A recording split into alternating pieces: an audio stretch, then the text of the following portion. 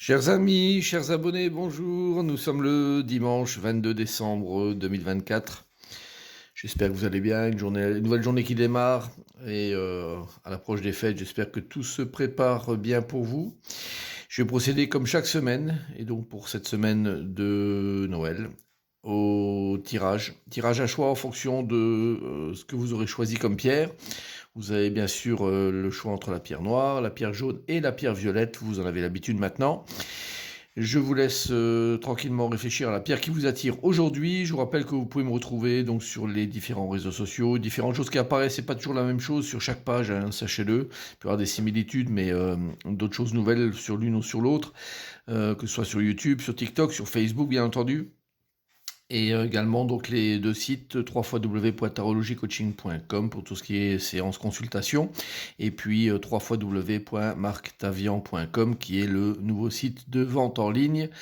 Je vous conseille vraiment d'aller voir, je fais de l'expédition bien sûr et vous avez tout qui est décrit, les articles qui sont intégralement créés, donc c'est de la création pure. Voilà. Et je vais démarrer cette guidance avec le signe de la semaine. Voilà, on voit un petit peu le signe qui apparaît, on a le signe du cancer. Alors le cancer, la carte qui est avec l'oracle des anges, c'est être honnête avec soi-même. Regardez au fond de votre cœur et vous saurez la vérité sur cette situation. Vous pouvez vous l'avouer sans danger car elle vous soutiendra et vous guidera vers les changements nécessaires. Appuyez-vous sur nous pour trouver la force et le courage de prendre soin de vous. Concentrez-vous sur vos désirs réels et ils vous parviendront sur les ailes des anges. Cher ami cancer ou de l'ascendant cancer, vous êtes concerné par cette carte-là.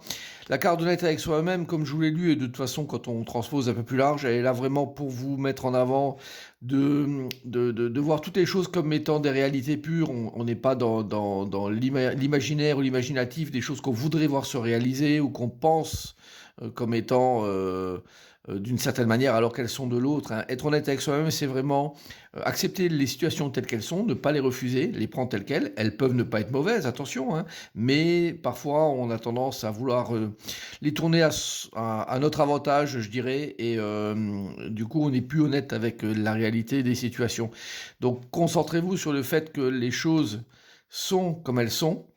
Vous ne pouvez pas les mettre de côté ou les refuter, mais prenez-les ainsi et vous verrez que vous avancerez plus facilement si vous acceptez les choses telles qu'elles sont et de les reconnaître telles quelles. Voilà, mi cancer. Alors on va commencer avec la pierre noire qui montre alors, il y a la tempérance inversée, la carte de l'anxiété angoisse, dites donc, la carte delta et puis le 9 de bâton. Alors, eh bien, vous qui avez pris la pierre noire, c'est une semaine qui est en demi-teinte, on va dire, mais pas mauvaise, hein. Même s'il y a la tempérance inversée qui indique des problèmes énergétiques, hein, on est vraiment malmené, on se sent pas à l'aise, on se sent pas forcément bien. La carte de l'anxiété et l'angoisse, elle confirme tout ça de toute façon. Et vous pouvez vous retrouver dans une situation de vraiment vivre quelque chose en disharmonie, avec une énergie qui vous tire vers le bas. Cependant, ne lâchez pas. Donc vous avez des obstacles là, qui apparaissent avec le 9 de bâton, mais ne lâchez pas, je dirais, les objectifs, gardez-les. Le 9 de bâton insiste sur le fait de garder le cap de toute façon et de ne pas lâcher prise, même si les obstacles sont présents. Ayez avec la carte du delta ce troisième œil, hein, cet œil qui vous permet de voir les choses au travers des éléments, alors qu'on ne les voit pas de manière ostensible, hein, mais qu'on peut les percevoir. Donc cet œil-là, il est là vraiment pour vous aider également à disséquer un petit peu tout ça et à ne pas vous laisser embarquer sur ce terrain du déséquilibre et je dirais de l'angoisse. Au contraire, ok, si vous avez ça, ben, vous ne pouvez pas faire autrement pour l'instant, je dirais, mais gardez à l'esprit que vous ne devez pas changer d'objectif et que le temps viendra où vous sortirez un petit peu de cette angoisse et de cette anxiété présente. Donc c'est pas un mauvais tirage, même si cette semaine elle semble un petit peu stressante pour différentes raisons, mais laissez peut-être passer quelques jours et ça ira nettement mieux par la suite de toute façon. Alors, on y va pour la pierre jaune. Alors, la pierre jaune, nous avons la carte de l'ermite, terre et racine, la carte de l'ordre, et puis le cavalier de coupe. Alors, on est beaucoup sur la notion affective, hein, que ce soit familiale ou amoureux dans ce tirage-là. Ça vous demande avec l'ermite qui est à l'endroit d'aller farfouiller un petit peu dans tout ce qui est, donc terre racine, ça parle de tout ce qui est famille, tout ce qui est, je dis famille, ça peut également revêtir le côté très matérialiste des choses, la terre et les racines, mais dans votre tirage-là, c'est plutôt le côté familial qui apparaît. Et puis le côté également, ce qu'on a déjà vécu de toute façon, qui est présent, donc d'aller farfouiller un petit peu là-dedans. L'ermite, il vous l'autorise, il vous le propose même carrément, et d'arriver je dirais, à remettre voilà, de l'ordre avec cette carte-là. C'est une carte qui vous demande de toute façon de manière impérative de régler les choses, et surtout d'un point de vue, avec le cavalier de coupe, ça parle de tout ce qui est affectif, ça vient vite, hein, donc il y a quelque chose qui est en cours, qui vient très vite, qui s'amène à vous, qui est de l'ordre du cœur, hein. Le cœur est impacté par ça, et vous demande de régler ça. Est-ce que c'est quelqu'un qui rentre dans votre vie et qui vous devez absolument traiter ça et voir ça d'une manière très sage, très propre, avec la carte de l'ermite, hein, et par rapport à ce que vous avez déjà vécu, est-ce que c'est une personne qui refait surface également?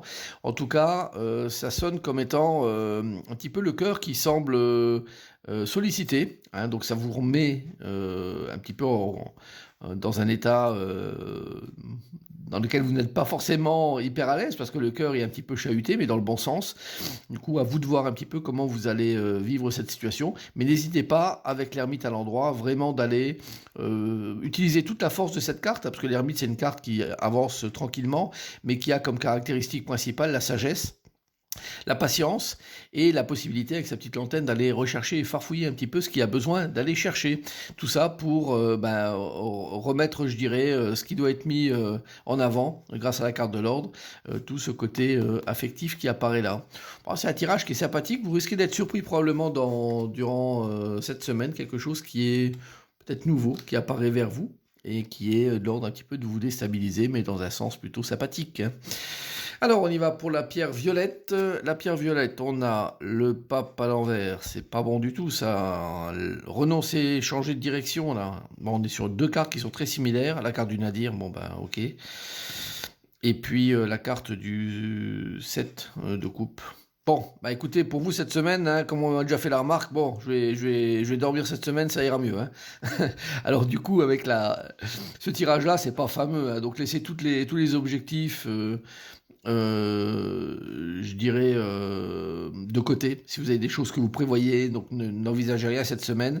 Tout tire dans ce sens-là. Le pape à l'envers, c'est de toute façon des directions qui sont fausses, qui sont mauvaises, soit qu'on vous amène sur ces chemins-là, soit vous avez des idées ou des envies, mais avec le pape à l'envers, on vous déconseille fortement. Et cette carte-là également, de renoncer, changer de direction, c'est vraiment une carte qui vous demande de lâcher prise sur quelque chose que vous aimez ou vous avez envie de développer ou de voir apparaître dans votre vie.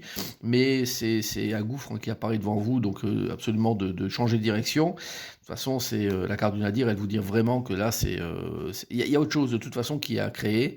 C'est ce petit point blanc, donc la carte du Nadir, c'est très très noir, hein, vous voyez comme carte, il n'y a aucun espoir. Mais ce petit point blanc, c'est la petite lucarne, hein, qui vous fait sortir de ça et qui vous fait vivre autre chose. Donc n'hésitez pas à lâcher, et surtout avec la carte du 7 de coupe, hein, c'est vraiment de la méfiance. Méfiance, laisser un peu les rêves, tout ce qui est domaine de la rêverie et de côté, et être très réaliste sur les objectifs que vous pouvez réaliser.